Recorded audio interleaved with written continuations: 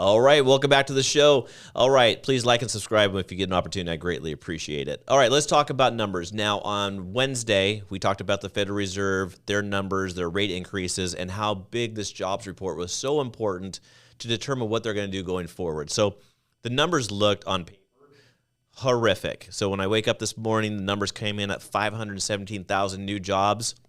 I almost fell out of bed when I saw it. I was like, this is crazy.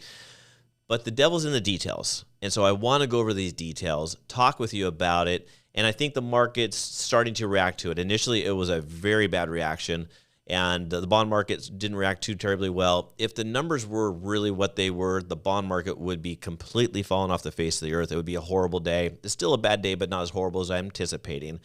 But if these numbers were truly right, this would be the greatest report ever done ever. So why did this happen? Let's talk about it. So 517,000 new jobs. You're going to see that on the chart here. The revision over the last 2 months came in at 71,000 new jobs, by the way.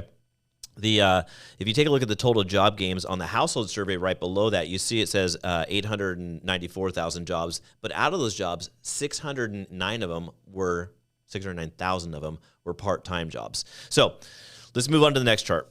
So the Federal Reserve, or the BLS, came out with a new way, a new methodology of factoring out how jobs were created. So this one report is going to skew all the rest of the reports until we get to the next report, which is really unfair for everyone. But if you really unpacked it and you really look through all the numbers, if you look at the chart down here, it says employed 894,000, and then the one to the right of it says 810,000.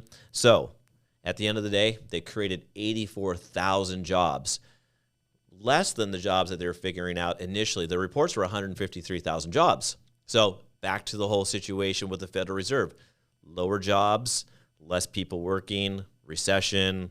This is all good for us. They just have to digest it. Today was not a great day. I understand that. So let's go look at the charts.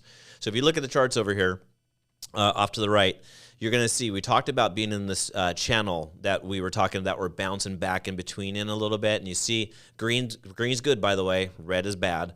And so as you see that the chart was going up here high, we bounced off that and we hit down at the bottom of that channel. And you see where we just tapped it and we pushed ourselves back into that channel again.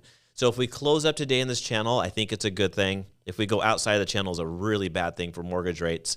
We really want to see this thing go up and go green and get better and better because that's good for mortgage rates. But at the end of the day, the 0.25% rate improvement we got after the Federal Reserve's meeting, we lost it all today. So I'm going to give you an example of how much in fees this cost you as a client or your clients or whatnot. So let's take an example of a $500,000 loan amount. This amount of movement that we saw today would affect the client's fees or your fees by $2,500 in just one move today, which I know seems like a lot. I've seen way worse, but this was a big move today. And so we lost about a 0.25% rate. We're back to even where we were on Tuesday. We didn't lose anything. We didn't gain anything. But the sentiment going forward, I'm not going to change course here. I really think by the second or third quarter, we're in a different market environment with mortgage rates. So be patient. Things are looking good. Things are coming in. If you have any questions for me, feel free to reach out to me. Give me some comments. If you need any help or your clients need help, just get educated about what's already going on. As you know, I'm trying to add value to your business and adding value to you as the consumer about what's sort of happening. And hopefully you're valuing that. So if you do, like and subscribe, and I'll talk to you soon. Bye-bye.